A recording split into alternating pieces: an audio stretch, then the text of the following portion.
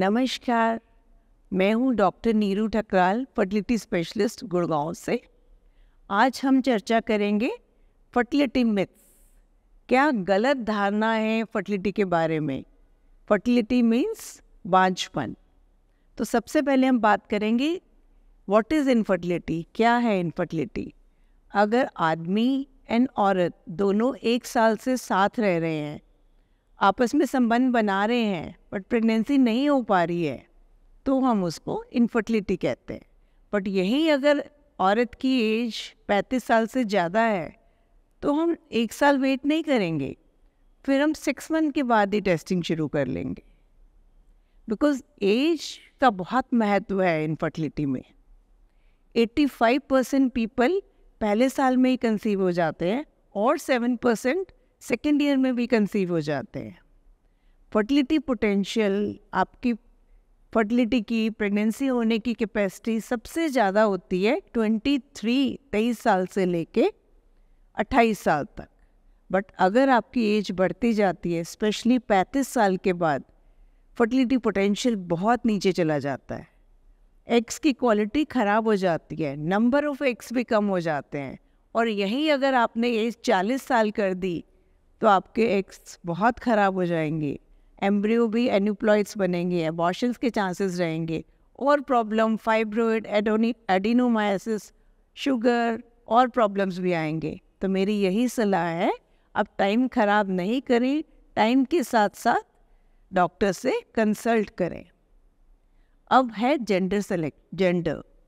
अगर फीमेल के बच्चे फीमेल ही हो रहे हैं, तो बहुत बार लोगों की धारणा है कि ये फीमेल ही रिस्पॉन्सिबल है, इसीलिए बार बार घर में फीमेल हो रहे हैं।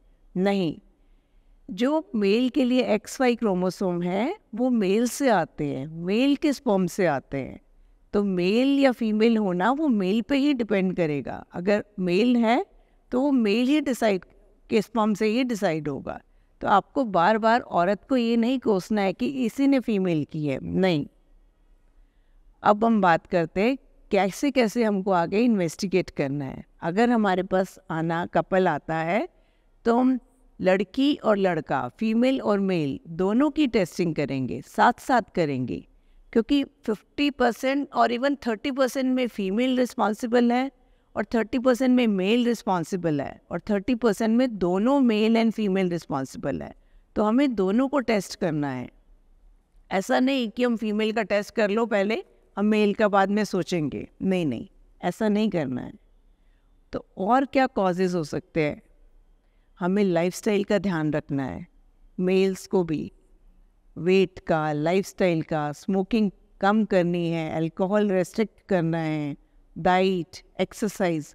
सिमिलरली फीमेल, औरत को भी सब कुछ का ध्यान रखना है, डाइट, वेट, स्मोकिंग नहीं करनी है, योगा, टेंशन नहीं लेना है। सबसे पहले तो बिल्कुल रिलैक्स लेना है। क्या क्या टेस्ट हम करते हैं? मेल में जैसे हमने आपको बताया सीमन टेस्ट करते हैं, फीमेल में हम अल्ट्रासाउंड करते हैं, जिसको TVS, ट्रांस वेजाइनल अल्ट्रासाउंड करते हैं। अगर दोनों ठीक हैं तो फिर हम ट्यूब चेक भी करते हैं कि ट्यूब्स तो बंद नहीं है। तो अगर आप हमारे पास आते हैं, 80% अब सिंपल काउंसलिंग से, नॉर्मल ट्रीटमेंट से भी प्रेगनेंसी हो जाती है, जिसमें हम आपकी हिस्ट्री लेते हैं, हम आपको फर्टाइल पीरियड बताते हैं। कई बार यही नहीं पता होता कि किन दिनों, पीरियड्स के दिनों में आपको सबसे ज़्यादा प्रेगनेंसी के चांसेस होते हैं, स्पेशली मिड साइकिल 12वें से 18वें दिन। उन दिनों अगर आप ट्राई करेंगे तो सबसे ज़्यादा प्रेगनेंसी के चांसेस होंगे। हम बेसिक टेस्ट करेंगे, बेसिक इन्वेस्टिगेशंस करेंगे, सब कुछ ठीक है, यंग एज है, तो हम कहेंगे कोई बात नहीं, आप 6 महीने और ट्राई कर लो। बट यस, अगर एज ज़्यादा है, सब कुछ ठीक है, तो हमें बहुत बार IUI पे भी जाना पड़ता है, कभी कभी IVF में भी जाना पड़ता है। हालांकि 80% वैसे ही ठीक हो जाते हैं। एंड IUI IVF से भी दोस्तों घबराना नहीं है। बहुत लोगों के मन में धारणा होती है कि स्पर्म बाहर से लेंगे, कीटाणु बाहर से लेंगे। नहीं, ऐसा नहीं है। स्पर्म भी आपके होते हैं, अंडे भी आपके होते हैं। अगर बन रहे होते हैं तो आपका ही सब कुछ लेते हैं हम। और प्रॉपर बार कोडिंग होती है, कुछ भी मिक्सिंग नहीं होती है। सो फ्रेंड्स, घबराएं नहीं, आप टाइम पे डॉक्टर से आएँ, फर्टिलिटी स्पेशलिस्ट से सलाह करें, अपना गोल्डन फर्टाइल पीरियड वेस्ट ना करें और जल्द ही आपको अच्छी न्यूज़ मिल जाएगी। Thank you.